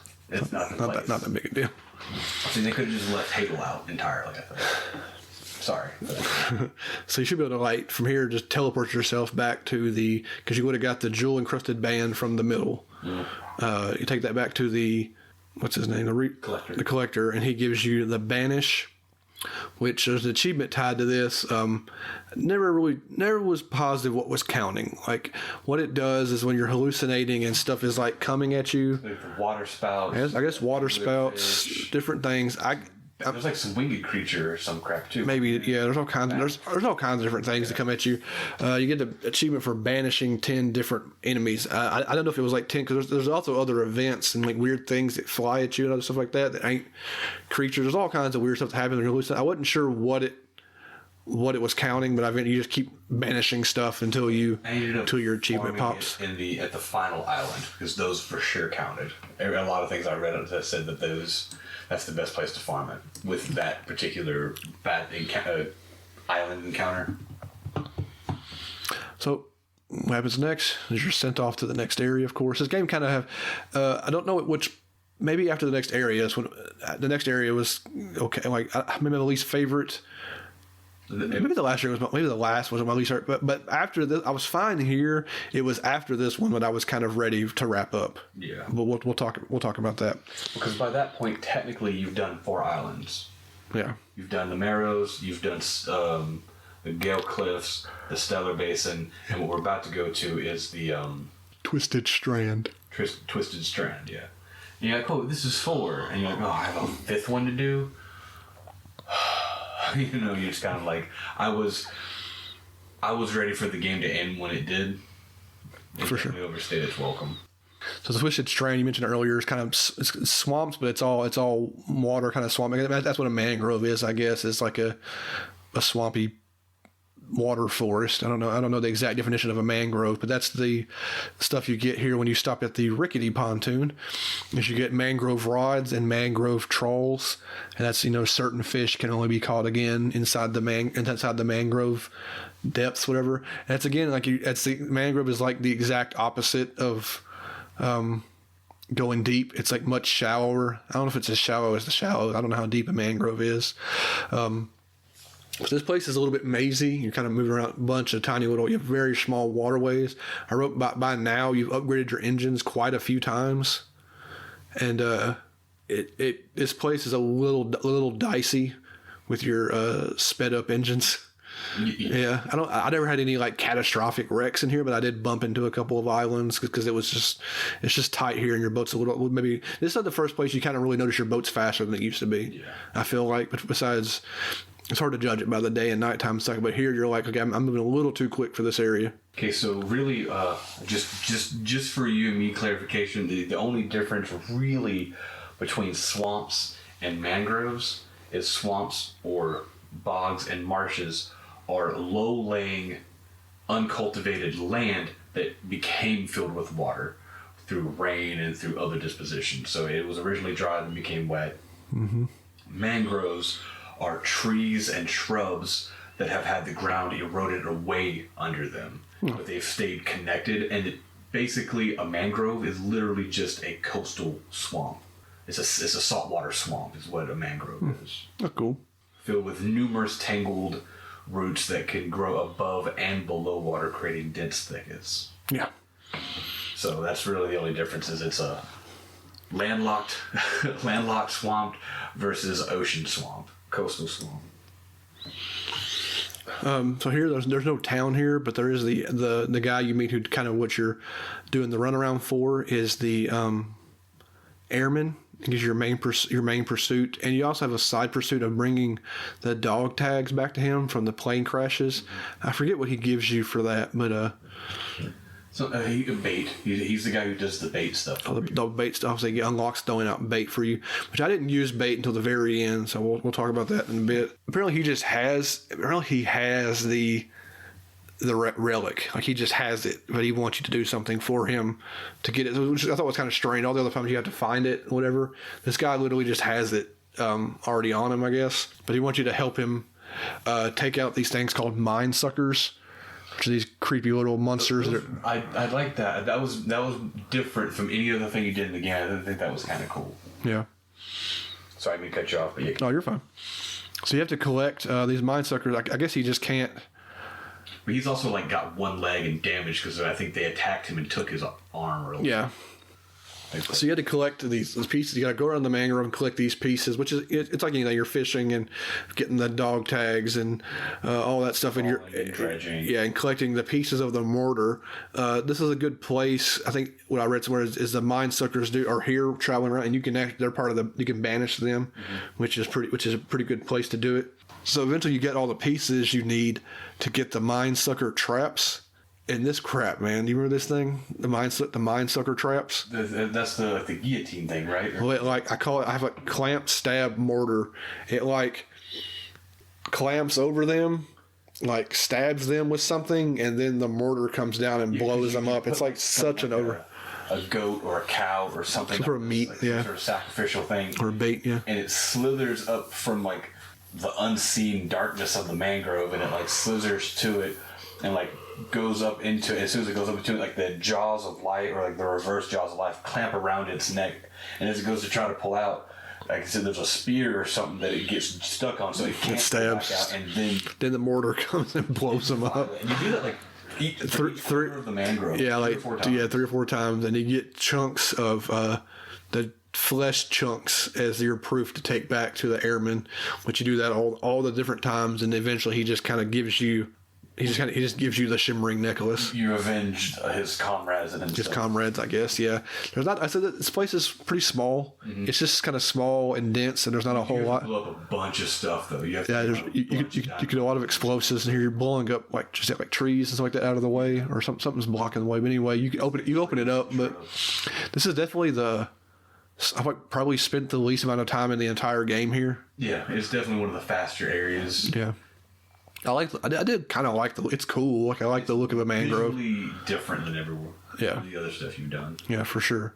We keep moving forward. You take the necklace to the collector, and he gives you atrophy, which I only used one time. Well, it took me more than one attempt. There was a trophy attached to it. It took me more than one try. Is you activate atrophy and it takes all the fish out of a fishing spot from a distance. Mm-hmm. The trophy is activate it as far away as you can. It's called the far away achievement, I guess is what it's called. And that's how it pulls all the fish out of a fishing spot. It puts them in your cargo hold. What it does though is it damages a lot of them, or it rots a bunch of them, and erases that fishing spot for maybe forever. I'm not sure. Forever, but it's for an extended period. Yeah, so atrophy was just not really. It's so easy to really fish, and I didn't really need fishing from a distance. Didn't do me any favors. So atrophy was kind of the most boring of the powers. Atrophy also had an increased chance of aberration pulls. That's the other thing it did. Yeah. I guess if I did it more than once or twice, it would have mattered. I think I did it once near the end where I threw a bunch of bait in an area and had 4 or 5 fishing spots, and then just went atrophy, and I just got a bunch of crap back to back just to get the achievement or whatever, and then I reset my game. Nothing what do you call it, save scumming to not have wasted buddy or whatnot. Yeah. Yeah, but mangrove is just kind of it's done. You don't have to go back there ever again. I guess when you're doing those big fish for the girl. Yeah, you go back. I forget which ones are there. See the big. I already forgot about them, the big fish that are. They're so unimportant. Yeah, because they're all hidden in certain. They're barely even hidden, really. There's a calanth, a swordfish, something like that. But they're all in Here was a giant catfish or something like that, because mangrove or catfish. Yeah. It's a mutated. But yeah, if it's just one, it's always in the same place. It's not really fun to do. Then you're sent off to the last area, which I don't have anything. This whole place is just too much. There's just too much going on. It's not interesting to look at. It was cool the first time you get it, and then you're oh, this is kind of jarring. My eyes are hurting. Yeah. This is the Devil's Spine. Mm-hmm. Which is really just a bunch of rocks and hot water and stuff like that. It's just not very It's active volcano. Pretty much. Except, I don't even think you see any lava or anything. That's where the heat's... Well, the heat's coming from the lava, I guess, but there's no... It's nothing spewing, but it's all like, what do you call them? Heat vents, underwater heat vents that's blowing up. But if you... Until you get upgraded, like the water will actually damage you. The hot part, unless you're upgraded fully. But I think before I even got there, my boat was fully upgraded anyway because I was hunting everything down. Yeah. By here, I was just kind of like, there's still like a lot left to do here too. Yeah. So you stop at this little temple. You hit your upgrades. If you do everything, you hit. By the time I got to the island, I was like, I have money and nothing to spend it on. Yeah. I don't know if they should have maybe locked the upgrades or given you more. I'm not sure. I don't know what I wanted. So you do stop at this temple place and you talk to the fanatic and he gives you your main pursuit. I forget how he ends up giving you. It's like the lighthouse or something. He wants you to go collect these things called the Fathomless Flames, which are just placed all around the Devil's Spine. You just kind of go and collect these magic flames for him. There's another pontoon here, the charred pontoon, and you get your last rod and troll type, which is volcanic. It's just words at this point. It's just hot water. It's just words. It doesn't mean anything. I don't know. That's what sucks about this place is that it just doesn't. That's what we're about the DLC. It'll be like ice or frozen this or frozen this or frozen that blizzard or something. Yeah, it'd be like it's just a name that doesn't really mean anything, which kind of sucks about it. But the volcanic stuff doesn't mean anything. It's just because the water's hot. I guess I don't know. I mean, heat resistant lines and heat resistant nets doesn't melt or burn. And sometimes like the base thing. One of the cooler things you would get here, I think you only get if you were doing the crab pots with like those volcanic snails. Those were kind of cool. And those are like a real thing that exists. We didn't really say that the art for the fish looks pretty cool. Like the people, it's very stylized. Yeah. And you get lots of. We didn't talk about that. Like I say, the apparitions are just all kinds of just. There's like every idea. Like I feel like there was like no ideas that weren't used. Well, shoot, some of the. I think it's here. I took me a while to find mine. You find the shark variant here was called the spectral shark, and it was just a ghost shark. Mm-hmm. You remember that thing? It was like completely transparent. And you could see the bone structure. Yeah, it was cool. There was one fish that was like just like a black hole. Remember that one? It was just like a spiral of a black hole. It had like a fish head and a tail, but the middle was just like a black hole. And it was like, how do you catch this? They don't expect you to think about it that much, but there's a lot of. They range from like gross to cool and just weird. Some of them are just like, oh, it's a cyclops fish and stuff like that. Yeah. And they get progressively more out of bounds or off the wall. But they again, by the end of the day, I still think it should have been less. Like everything should just have one variant. Called it aberration. Yeah. One of the more annoying things here is it's in 2 or 3 different places. There's these schools of fish that swim up to you, little piranhas, and they attach to your boat and slow you down, just so their big mama fish can come hit your boat. But you can banish that big fish for a little while. It's not long enough, I don't think. Like it kind of. I think she's blind, and the little fish make noise, and the chewing of them, like attached to your boat, is what caused her. Is she blind? I think it's what the story was. And that's why, because she just kind of like, so you can actually let it go past her, but unless you hit her, she never came after you. It was always the little ones that called to her. I think it's what it was. Yeah. So it was cool, but it was also like the most annoying, because it was also the most active giant creature. Like, yeah, you had the eel back in the game. Also, I guess it was the... Because the Kraken wasn't very... I mean, if you went over to this area... Yeah, and then the mangrove was the eye thing. You just banished the Mind Slayer, whatever they were called. Yeah, and this was that thing. They would sneak up on you, but you could outrun them pretty quickly. Yeah. That was the other thing. He was actively hunting you down. And while it was actively hunting you down, you had to, like, wiggle through some of these mazes and crap, because it was really... It was open. There's ruins and stuff here. And the ruins you need to go to, which is where you find the flames and a couple of the other things... We're all like hidden behind stuff here because you had to bomb a bunch of crap here too. I think it was more than the mangrove, but yeah. So you take all the flames back to the fanatic. He does some ritual and just kind of burns up and disappears. Yeah. And he leaves the final relic. This is pretty much the ready for the 2 endings. Do you have anything else about the game really you want to? Double check some stuff. We went over basically everything. We went over the trawl, the bait. nets. Oh, so what? Oh, for the bait thing, I was like a certain fish. I freaking should write down. There was a certain fish I was missing. I looked it up, and somebody had Sailfish, wasn't it? No, the sailfish I got. That was the most my most annoying aberration. Swordfish, maybe? Was the sailfish aberration. Likewise. Because like there's only like 2 places you can really find sailfish, It's like and you only get like 2 chances, and then they're gone, and you get run off. That was one of the last ones I got.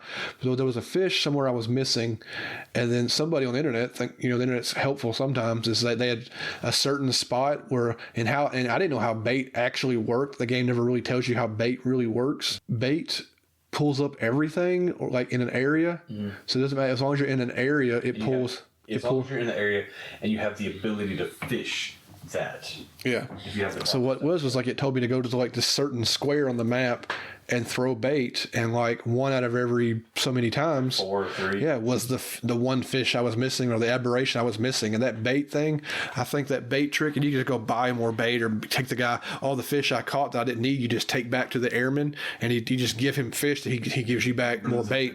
And so and the spot I needed to go was like just south of him for what I needed. So that's what I ended up doing. I had no idea the bait kind of worked that way. Somebody kind of explained how it worked. I had to do that for the stupid sunfish and moonfish.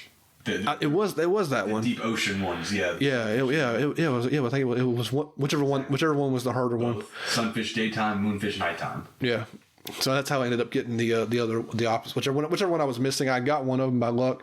I was missing the other, but he said in a certain spot, certain time of day. Actually, I don't think the day. I think because of the way bait. I think that was the trick, because bait doesn't care about day or night. Bait just randomly, you just keep baiting and pulling up everything in the area, and it just eventually just works. Because between the moonfish, that saved me an untold amount of time it would have taken to find that fish. Between sunfish and moonfish and the sailfish. The last thing I got in the game was the stupid manta, the stingray.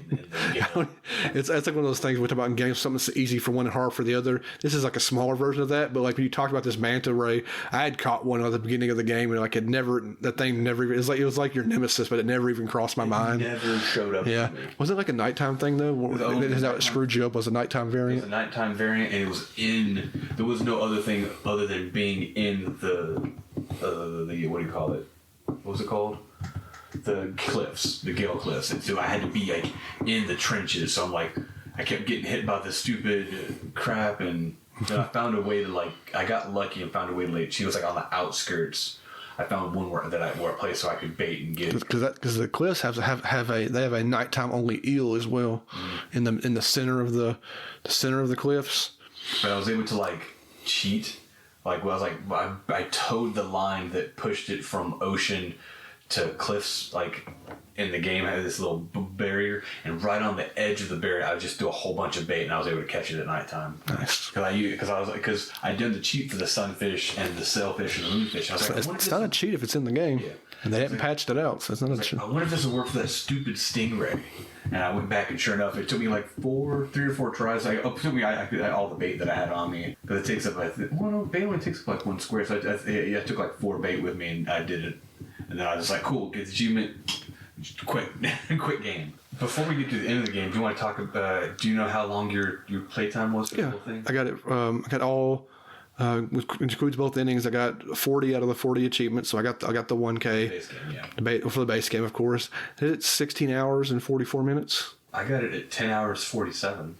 Did I help you with some stuff? I think you. I played around a bunch earlier in the beginning of the game. That's why I was dragging a bit. Mm-hmm. I fooled around a lot. Not fooled around. I always was giving myself certain that I was doing maybe more crab pots. I was definitely fooling around. You were kind of really just hitting it. Well, that and it's a big difference. God, it's a big difference. I did 10 hours. Well, the funny thing, how much was yours? 1644. Okay, so the average completion time according to TA is 16 to 22 hours. Oh, nailed it. Yeah. How'd you do 10? 10:40. I think because you told me to. Did I give you some hints for certain things? I don't remember. You gave me some hints, or we discovered them together. We were playing Pot of Play, because I was always a little bit ahead of you. Mm-hmm. So maybe, man, that's 6 hours is a big 1 or 2 hours, maybe. I think you were just enjoying the game. I was kind of I'm ready for this to be. I wasn't. It could have been a bit of that, because I was for the first up until like all the way through the base, and probably I was like genuinely like, I do like the game. You'll talk about my rating for this game. I did really like this game. It kind of overstays a little bit longer, but I was like, for the first couple of sets of islands, I was like, this is my jam. This is like one of the better things I've played in a while. It kind of just hit all, checked all the boxes and stuff for me. OCD thing of like, a checklist and checking off. I had stuff to do, and so like that was good for me. So 10 hours, man. Yeah, 10:47 is what I did. I fooled around for a while. It's funny because I looked at my days too. I was curious about it. So my first achievement I got was on September 23rd, and then my last achievement I got was September 30th at 11:59 at night. You're really trying to get that stingray or something. Either before I went to bed or so, like in the morning. Yeah, you're never up that late. That's funny. No. But I mean, that's like, what, a week, right? 20 yeah. That's literally a week. Yeah. 7 days, 10 hours, almost 11 hours, like over 10 days. It's not bad. Not even 10 days. That's like, 7. So it's 2 endings? Mm-hmm. Yeah. So initially you just take the final relic to the collector. I wrote down kind of what happens for the good ending, but so it had the bad ending. You give him the relics, he like says some stuff and like takes the book out to the water and you just die. Well, you just kind of go about your business, and then the world ends or whatever. Yeah, then he goes and summons a big Lovecraftian creature, and then the world ends. The world horror. Yeah, that's the same one. Did you ever swim? Not swim. Did you ever boat way out past the too far out? No, I never did because I was like. Because somewhere out there, no point. It's one of my game overs. I got a game over one time, and it was because I was somewhere. Was I too far crazy or something like that? But like something like bigger than anything else in the game comes up and just goes whoop, and just eats you. Mm-hmm. It's just like game over. It loads last auto, it's like auto saving. You do auto save quite a bit. Anytime you come in and out of a town, it auto saves. It's pretty. But that was, I think that was part of, or is that the other ending was kind of like I think it's the good ending, which involves that exact same big giant fish comes up. So that you just take him that stuff, and it kind of triggers the bad ending, which is he uses the book to end the world. Basically, is kind of what happens. Well, it's like kind of heartfelt. He is trying to bring like his dead wife back or something like that. Or is that part of the good ending? I think it's regardless. I think by the end of it, you find out that's what he's trying to do. Yeah. So you just load back up before you give. He loads back up before you give the last relic to the collector. Mm-hmm.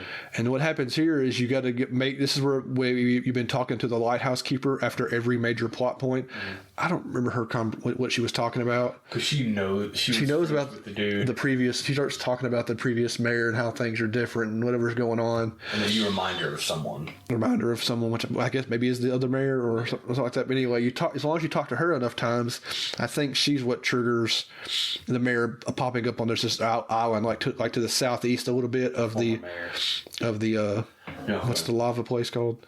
So it's north. Devil's Spine. It's northeast between kind of two of you. It's like halfway between Marrow and Crater Marrow and Devil's Spine. Up from him too. Yeah, to the right a little bit. So you find the old mayor, and I forget because I didn't remember reading this stuff, but like getting to him and bringing him back is how you trigger the good ending. I forget why. It's something. This is where it gets weird. Because you end up being you're an amnesic guy. Yeah, this is the big plot twist. It turns out your guy like punches and at the collector, and the mirror breaks. That you were just an insane dude. You were the collector the whole time. Yeah. And you needed all this stuff to bring your wife, bring your wife back, which is the same kind of ending, but bring your wife back, who died at sea or whatever. Mm-hmm. It was very strange and kind of like, ooh, what that twist? So instead of using the relics in the book for the good ending, he goes out to I think you go to the same spot. The exact spot, yeah. And this time he tosses. So the first time it brings his wife back, I guess. But the world ends, so does it matter? Well, it's the Eldritch thing of pretending to be the wife, or something like that. So this time he just kind of throws he throws the relics in the book into the water, and then the big sea creature just comes up and eats the boat, and game over. That's it. That's just the ending. Yeah, but you don't end the world. But you don't end the world. Yeah, he just kind of sacrifices himself, I guess. It's like about letting go and the wrong. I don't know if there was. I don't think there was a message. I think this is one of those things where the game itself is more about the gameplay. The gameplay. That's about what journey. That's about the destination. Yeah. So I don't know. I thought it was funny. I actually didn't see the you being the collector thing because there's not enough talking in the game. Maybe there's in the dialogue, maybe some stuff the lightkeeper said. Lighthouse keeper and the mayor keep saying that he's like, you look familiar.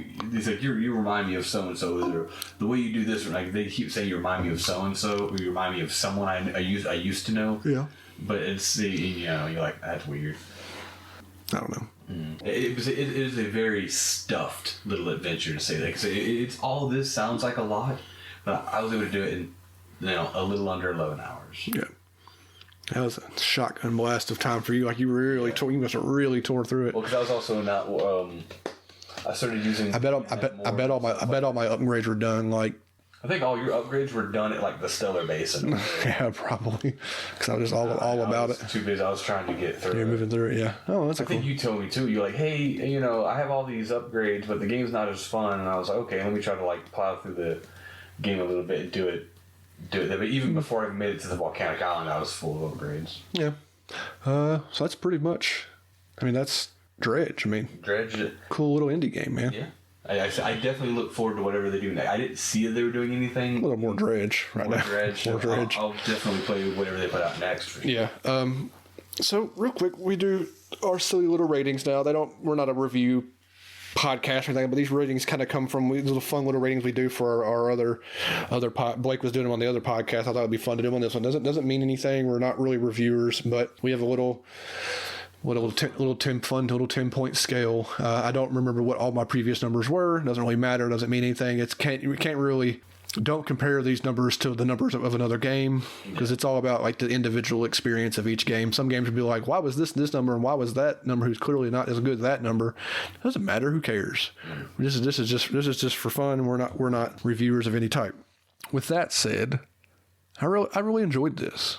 I think even like when I was playing it, I think even before you started it, I think I played for quite a big chunk before you started it, and I was like, I really like this. Is like cool. I like this. It's just. I think this also kind of came at like a perfect time when you and me were in between jobs for like a month. Yeah. And so you got to just have fun, no stress. Yeah, just relax for a little bit and go on an extended fishing trip. Mm-hmm. So yeah, I enjoyed it. I'm not particularly ready to jump back into the DLC. Like we talked about, I'm going to go back to. I'll probably wait till I want to buy it and support the little developer, Mm-hmm. So we'll probably wait till all the DLC's out and buy a little full version, whatever you want to call it. We'll buy that. Season pass or something like that. So with that said, I give this 8 Lovecraft-infused fishing trips out of 10. That's not bad. Not bad at all. I know it's definitely higher than what you will do. But I genuinely had fun. Yeah. Enjoyed most of my experience.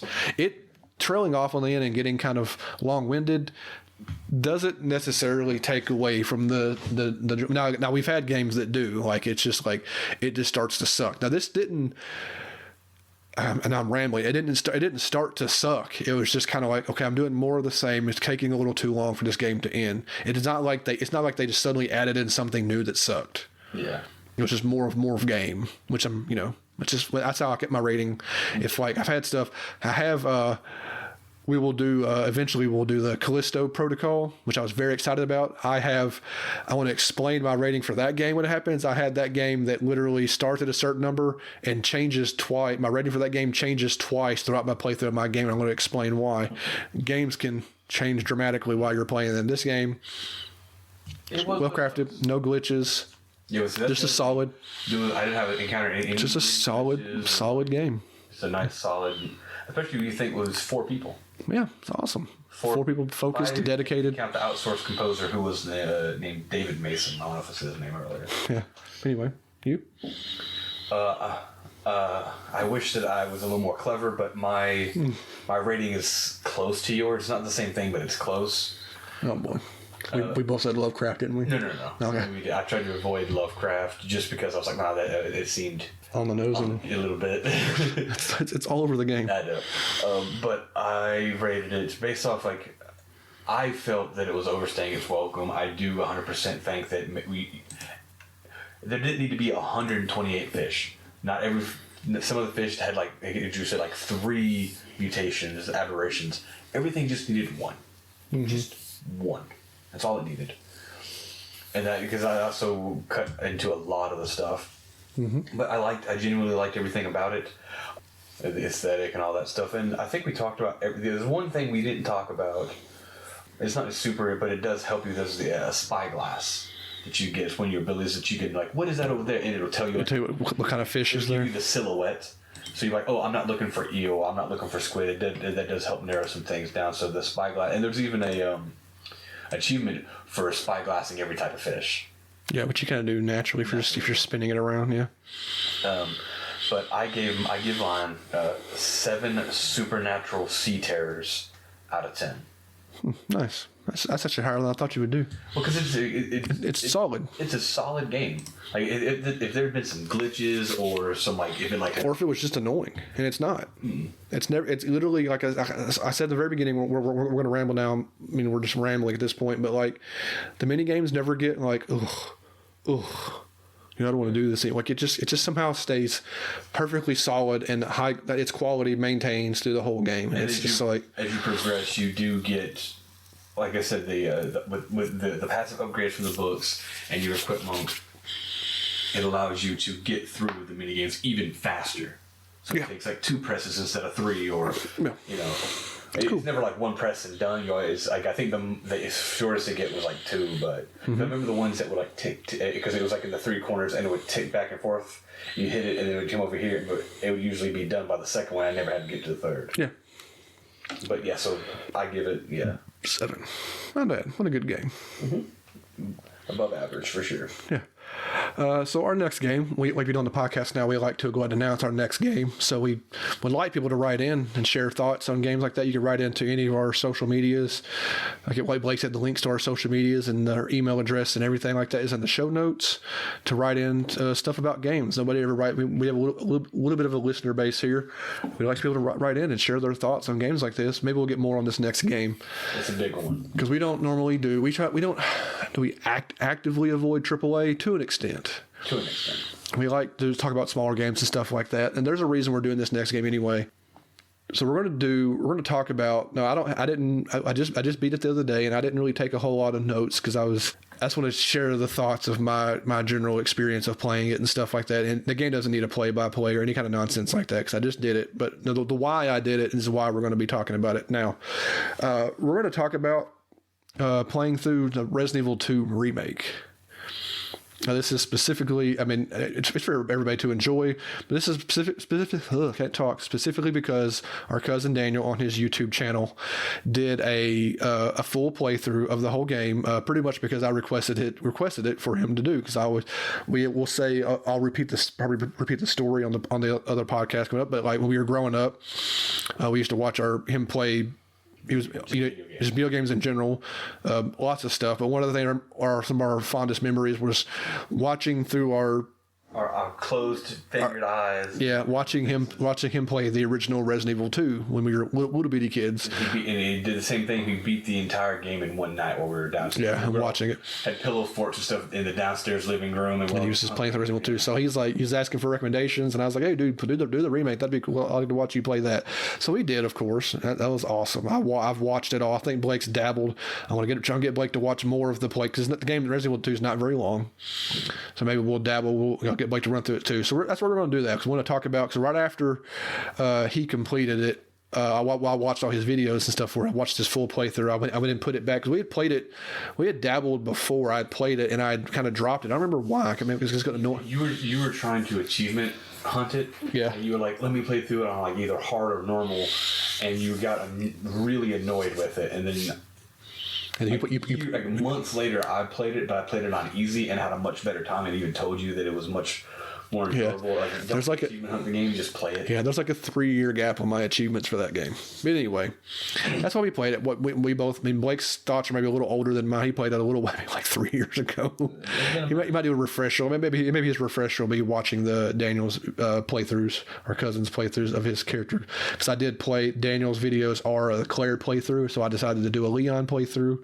There are differences in the 2 playthroughs, which we'll discuss a little bit. But everybody's probably played Resident Resident Evil 2 remake by now, and I don't know we don't have no fresh perspective on it, but I thought it'd be cool to at least play through it again and then have an episode dedicated to it to kind of pair along with and promote Daniel's run. Yeah, his run through and his little and promote his channel some more. We promote his channel kind of intermittently on the podcast, and he talks about us on his. So just a little sharing back and forth. So if you have thoughts on your experiences or your time spent with Resident Evil 2, write into the podcast. Let us know. We'll share them on the podcast and stuff like that. And we'd appreciate anybody that wants to do that because we'd love to share it and have some folks get involved with the podcast.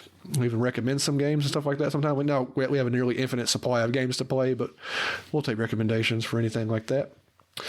With that said, I'm going to wrap things up here.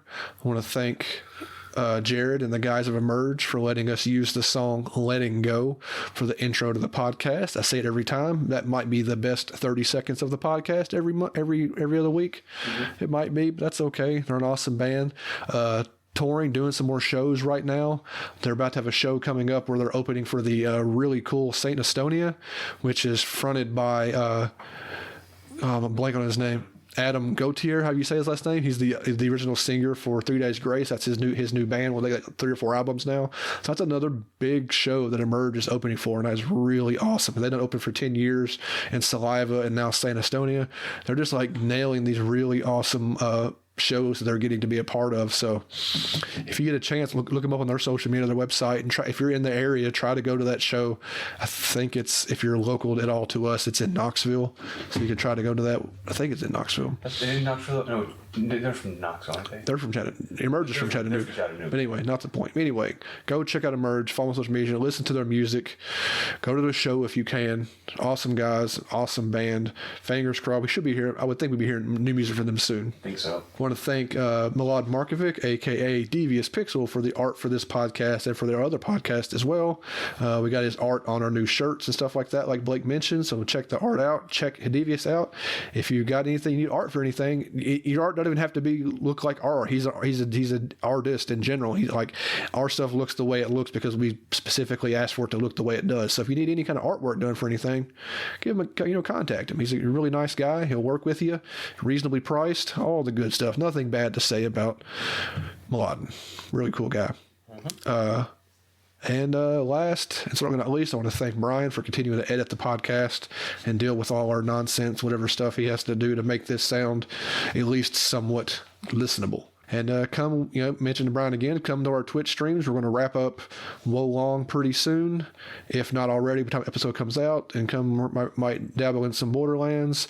Eventually, we like to plan to roll back around through our backwards playthrough of the Dark Souls series. One of our old streams was the Dark Souls 3, which was Brian's first Souls game, really, which is pretty cool. Next, we'll be doing probably after Borderlands. We're talking months in advance now, because we randomly plan things. Sometimes we might, we've all got Dark Souls 2, so we'll be doing a run through of Dark Souls 2 with Brian, which will be a lot of fun. So that's all I got. Come to, Twitch streams, twitch.tv/2spokencontrollers.